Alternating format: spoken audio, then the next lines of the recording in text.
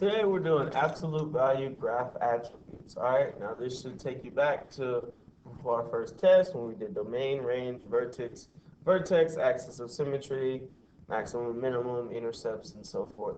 So it should be really easy, just like so far the rest of the week has.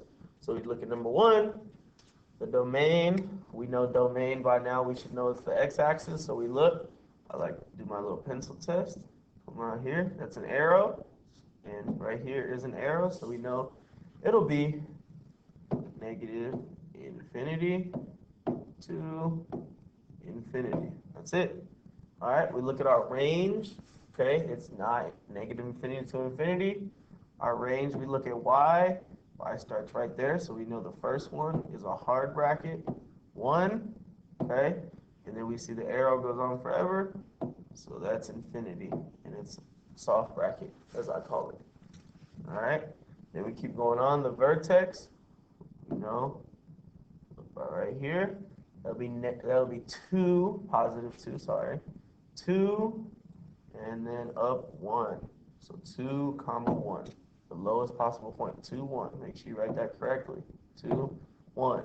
Axis of symmetry, we look at the x value of vertex, or again, we just draw the line where it's symmetrical. That's 2. X equals 2.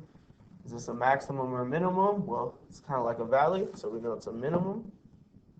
Okay. The x-intercept, does it cross the x-axis at all? No. So there is no x-intercept, none.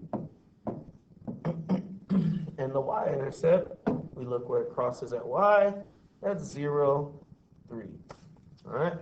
That's it. We're done. So we'll move on. Excuse me. We'll move on to number 2. Yeah, there's just 2 of them with the graph. So we'll move on. Number 2, the domain. Once again, arrows going on forever. So we have negative infinity, infinity. Okay, the range. We have, make sure you pay attention to this. We have a graph that's going down.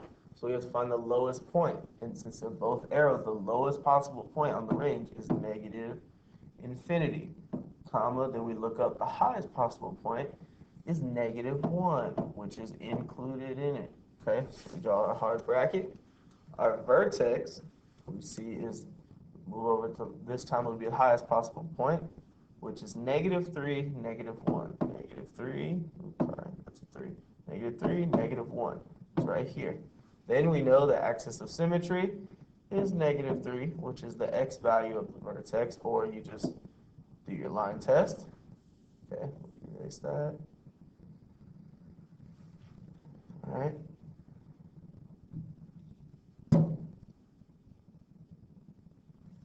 Okay, and then we know this is a maximum because there's a highest possible point, and then everything else goes down. The x-intercept, once again, it does not cross the x-axis, so none. None. You don't have to write anything, just leave it blank, or you can get in the habit of writing none, whichever is easier for you.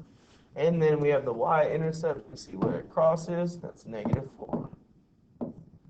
We're done. So try to do the worksheet on your own, all right, and then submit that. If you have any questions, let me know.